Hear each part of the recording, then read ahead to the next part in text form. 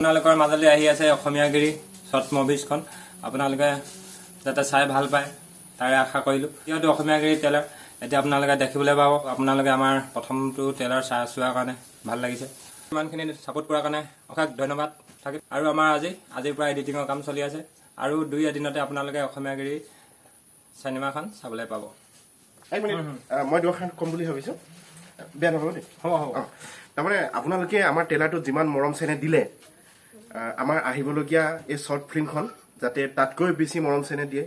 আপোনালোকে তাতকৈ বেছি লাইক কৰে কমেণ্ট কৰে তাকে আশা ৰাখিলো আৰু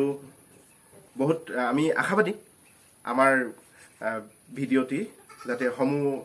অসমবাসীয়ে আদৰি লয় আৰু মৰম চেনেহ দিয়ে ধন্যবাদ